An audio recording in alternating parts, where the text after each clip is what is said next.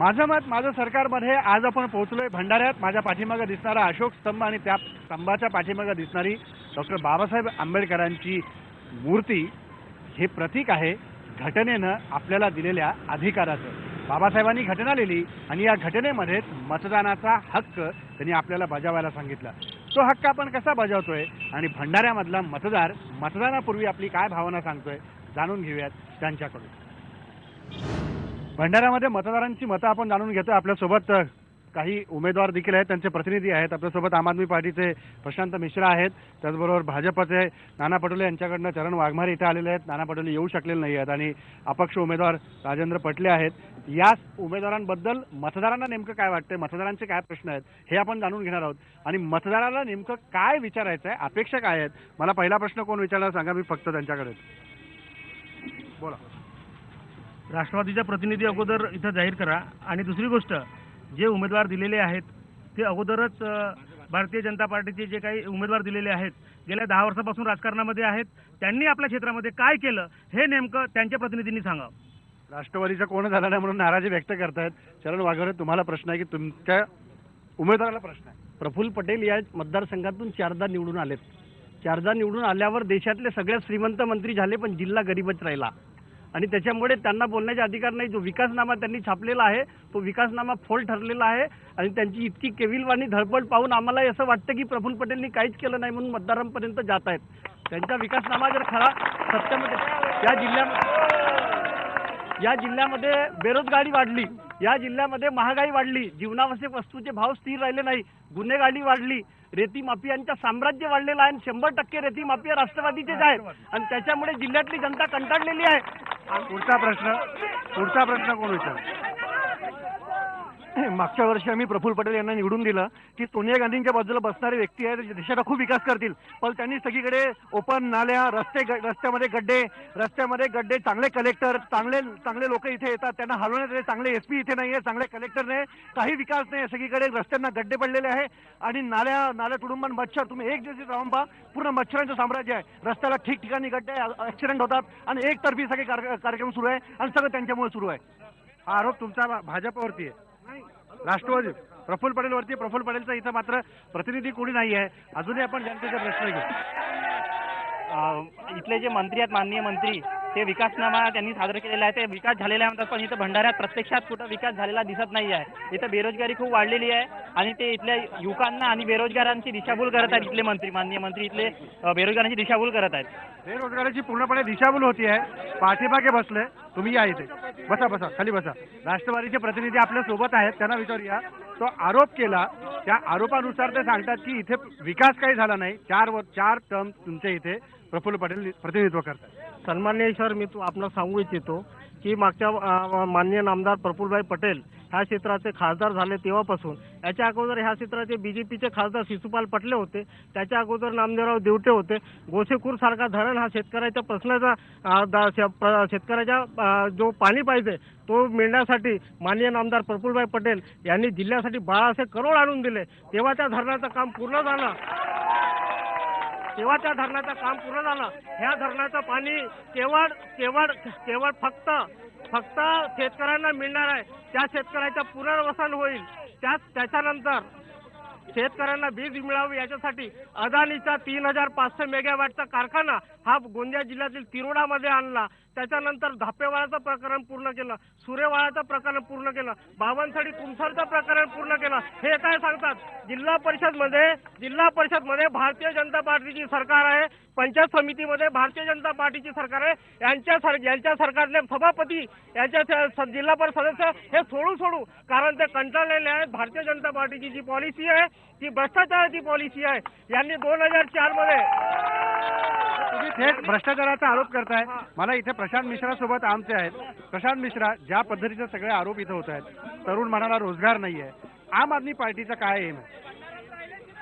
14 जे भ्रष्ट मंत्री आहेत त्याच्यात प्रफुल्ल पटेल एक मोठे भ्रष्ट मंत्री आहेत. आता हे सांगत होते अदानी प्लांट जो झालेला आहे, इथं 14 ते 16 तास लोड शेडिंग असते. भंडाऱ्याच्या कोणत्याही माणसाला विचारून घ्या.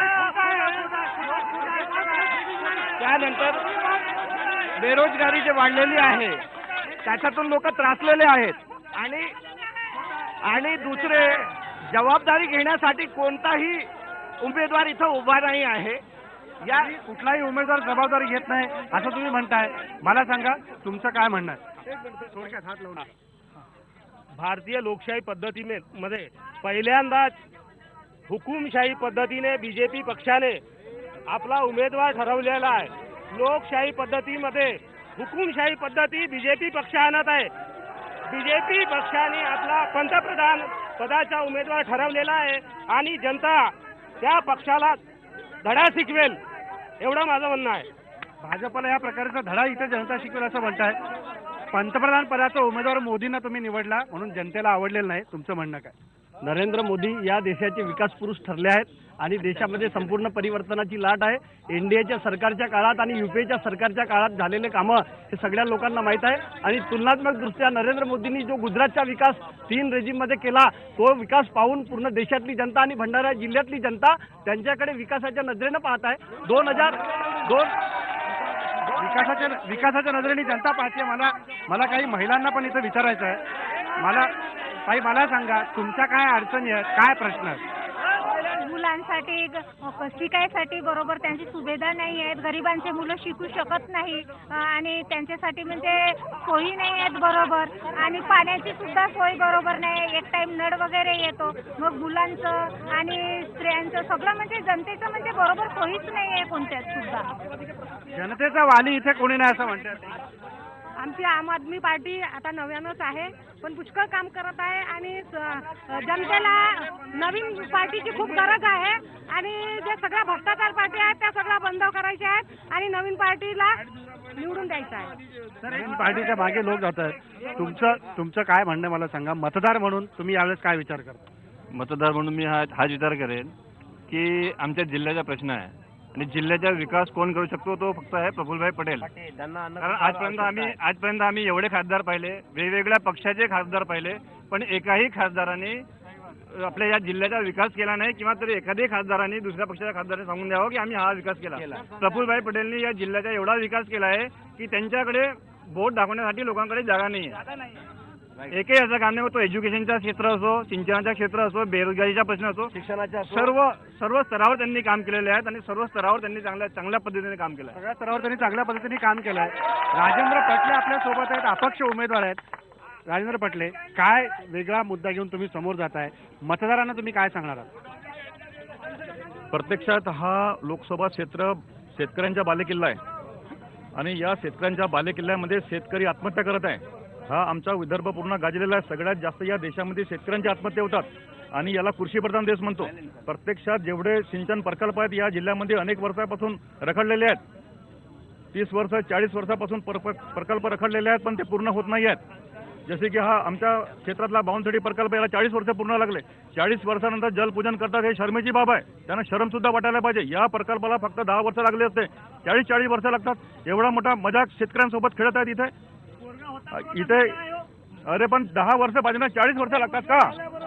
याचा उत्तर सांगा ना तुम्ही. आणि मला बोलू द्या ना तुम्ही. असल ना तुम्ही असल तुम्ही प्रश्न बोला. आणि मित्र हो, मी त्या दिवशी किसान गर्जनेच्या वतीनं 15 तारखेला फॉर्म भरला. त्या दिवशी शेतकऱ्यांची आग प्रत्यक्षात माझ्यासोबत होती आणि माझ्यासोबत 20 ते 25 हजार शेतकरी होते माझ्यासोबत फॉर्म भरण्यासाठी. त्यांची आग सर्वसामान्य मतदारांना कुठेतरी पकडलं पाहिजे आणि हेच मतदारांची भावना आहे. प्रत्येक जणांचा आवाज आपण बघतोय. नवीन येणारा मतदार यावेळेस जास्त आहे. तो कसा विचार करतो या भंडाऱ्यामध्ये हे आपल्याला निकालाच्या दिवशी स्पष्ट करेल. ब्रेक घेऊया, ब्रेक नंतर परत भेटू.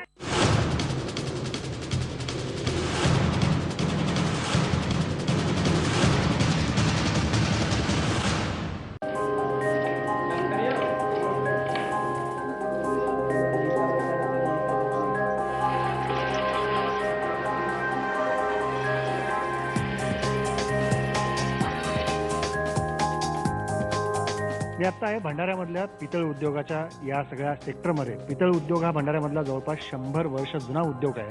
स्मॉल स्केल इंडस्ट्रीमध्ये याची गणना केली जाते, पण स्मॉल स्केल इंडस्ट्रीच्या नावाखाली सध्या जे चित्र उभं केलं जात आहे विकासाचं असेल, विकासाच्या मुद्द्यावरून निर्माण झालेल्या एका मृगजळाचं असेल, पण या मृगजळामध्ये आपण जर पाहिलं तर प्रत्यक्षात स्मॉल स्केल इंडस्ट्री खरंच जिवंत आहे का? या सगळ्या चित्राकडे पाहिल्यानंतर आत्ता या स्मॉल स्केल इंडस्ट्रीमध्ये काम करणारी जी पूर्वीची पिढी होती, त्यानंतर येणारी नवी पिढी, तरुण पिढी आज या उद्योगाकडे यायला मागत नाही आहे. कामगार देखील फारसे मिळत नाही आहेत. सरकार वेगवेगळ्या योजना जाहीर करत आहे, मनरेगा असेल किंबहुना त्यासारख्या विविध योजना असेल. या योजनांवरती कामगार गेल्यामुळे या ठिकाणी कामगार देखील मिळणं मुश्किल जातं. मुझे बताए कहाँ से आए, कितने साल से काम करते हैं? गोरखपुर उत्तर प्रदेश से. आप वोटिंग करते हैं? तो क्या सरकार से मांगते हैं? वोटिंग करके आपको क्या मिलता है? सरकार देती है? कुछ नहीं मिल रहा. क्या मिल रहा है? कुछ नहीं मिल रहा हमें तो. आप बताओ. हाँ, कुछ नहीं मिल रहा है. वोटिंग करते हैं, सब कुछ करते हैं, कुछ नहीं मिलता. क्या राशन कार्ड भी नहीं आज तक मिला है. लेकिन हर 5 साल में ये लोग नेता लोग आपको वोटिंग करने के लिए मांगने को आते हैं, वोट दो वोट दो. तो क्या आपको क्या मिलता है? जेब में कुछ है नहीं है? कुछ नहीं है, कुछ नहीं मिलता. तो वोट क्यों देते हैं? अरे अब वोट तो देना पड़ता है ना, देना पड़ता वोट. अब क्या करूं, मजबूरी में देना पड़ता है. पण बघितलं की मजबुरीमध्ये हे लोक सगळे जाऊन मतदान करतात, मात्र प्रत्यक्ष पदरात काय पडत नाही. मतदानाचा अधिकार मात्र हे बजावायला विसरत नाहीत. त्यामुळे तुम्ही आम्ही शिकून सगळे मोठे होतो, यांच्याकडनं हे शिकण्यासारखं आहे की मतदान आपल्याला करायला पाहिजे. काही महिला देखील आहेत. सरकार कधी कधी म्हणतं 2 रुपये किलो घेऊ आहे, 2 रुपये किलो चावल आहे तुम्हाला देते, पण ते चांगलं असतं का? नाही, आता 2 महिने झाले 2 रुपये किलो दिले, पण 2 रुपये किलो नाही आहे, तो 4 रुपये किलो असं वाटते मला. 4 रुपये किलो देतात, 2 रुपये किलो म्हणतात. पण ते राशन दुकानावर काळा बाजार होतो सगळा. होते. तुम्हाला किती किलो धान्य मिळतं? 6 किलो गहू, 4 किलो तांदूळ. पण आता तुम्ही वोट करायला जाता, हे नेता लोक येतात, काय तुम्हाला आश्वासन देतात येऊन? आम्ही हा करून बा, तो करून बा, आम्हाला वोट द्या म्हणतात असे. आम्ही असं करून रोडाचं काम करून हा करून, पण आल्यानंतर तर काही करतच नाही, दुर्लक्ष करतात. पूर्ण 5 वर्ष कोणी येत नाही. आपण बघितलं की एकदाच मत मागायला हे सगळे येतात, झोळी पसरून या सगळ्या लोकांच्या पुढे उभे राहतात आणि एकदा निघून गेले की परत त्यांच्याकडे ते येण्याचं नाव काढत नाहीत. आपण या इंडस्ट्री मालकांशी पण बोलणार आहोत की गेल्या 100 वर्षापासून 3-4 पिढ्या या इंडस्ट्री मालकांच्या या ठिकाणी काम करतायत. आपण त्यांच्याशी बोलूया. मला सांगा की गेल्या 4 पिढ्या तुमचे सगळे लोक इथे काम करतायत, हे कामगार लोक पण येत आहेत, त्यांच्या व्यथा आपण ऐकल्या. काय नेमका प्रॉब्लेम आहे इंडस्ट्रीचा? स्मॉल स्केल इंडस्ट्रीसाठी खूप काही योजना सरकार देतं. आम्ही कोणत्या कामाची सरकारी योजना करता आम्ही सरकारी विभागात जातो तर आम्हाला पूर्ण सहकार्य मिळत नाही, पहिली गोष्ट. दुसरी गोष्ट, कोणत्या कामाला 4दा आम्हाला फिरणं आवश्यक असते आणि ते कोणते काम वेळेवर आमचं होत नाही. तसं आमचे स्मॉल स्केल इंडस्ट्रीमध्ये आम्ही प्रोप्रायटर म्हणून एकटा व्यक्ती काम करतो. त्याला फॅक्टरी ऑफिस बघायचं आहे, लेबर ऑफिस बघायचं आहे, प्रॉव्हिडंट फंड बघायचं आहे, पोलीस वाल्यांना बघायचं आहे, इन्कम टॅक्स बघायचं आहे. सर्व त्याला पूर्ण विविध विभागांना सांभाळायचं असते. तर आणखी जर आम्ही लायसन्स घ्यायचा जेव्हा प्रयत्न करतो तेव्हा लायसन्स लवकर मिळत नाही. आणखी नवीन इंडस्ट्री करण्याचे एक नवीन उद्योजक समोर येण्याकरता प्रयत्न करतात. त्यांना मला एक सांगा की तुम्ही 4 पिढ्या तुमचं इथं हे सगळं पितळ इंडस्ट्रीमध्ये काम करते, पण तुमची पुढची पिढी मात्र यायला मागत नाहीये. हे दुःख आहे तुमचं. याच्यात सरकारचं अपयश आहे. सरकार त्यांना योग्य पद्धतीने योजना पुढे नेण्यासाठी म्हणून मदत करत नाही, म्हणून ते येत नाही. हो, सरकारचं पूर्ण योगदान म्हणजे सहयोग पूर्ण नाहीच आम्हाला ना. त्याच फॉर आमच्या महाराष्ट्रात लोड शेडिंग प्रॉब्लेम आहे, इलेक्ट्रिसिटी प्रॉब्लेम आहे, इलेक्ट्रिसिटी आमच्याकडे जास्त आहे. आणखी मिनिमम आमची इंडस्ट्रीला टाकलेला मेटरनिटीच्या इंजिनिअरिंगमध्ये टाकलेला आहे. त्यामुळे आपल्याला मिनिमम वेजेस जास्त देणं भाग असतं. आणखी नवीन येणारी जी पिढी आहे म्हणजे आमच्या कुटुंबाची पिढी, आणखी कर्मचारी पिढी, हे दोघं सुद्धा एकत्र येऊन काम करण्याकरता बघत नाही आहे, पहिली गोष्ट तर. आणखी आमच्या इंडस्ट्रीमध्ये आमच्या भंडारा सांगतो विशेषतः ट्रान्सपोर्टेशनची व्यवस्था फार कमी आहे. तिथून परिवहन व्यवस्था नाही आहे. दुसरी कच्च्या मालाचा आम्हाला त्रास आहे. सरकारी यंत्रणेसुद्धा आम्हाला फार जास्त त्रास आहे.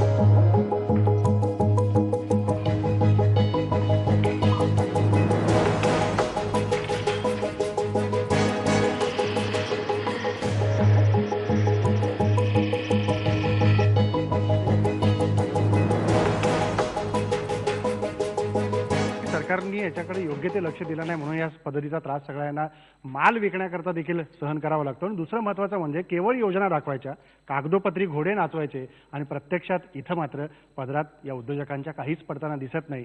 मग ही लघु उद्योग हा वाढणार कसा, हाच खरा पेच आहे. मतदान तुम्ही मागायला येता, पण उद्योजकाला भरारी देण्यासाठी आणि तुमच्या तिजोरीमध्ये याच उद्योगातल्या करातनं 2 पैसे जमा होण्यासाठी प्रयत्न देखील तुम्हालाच करायचे आहेत. मतदार म्हणून हा हक्क आपल्याला बजवायचा आहे. निवडून कोणाला द्यायचं आहे तुम्हाला ठरवायचं आहे. ब्रेक घेऊया, ब्रेक नंतर परत भेटू.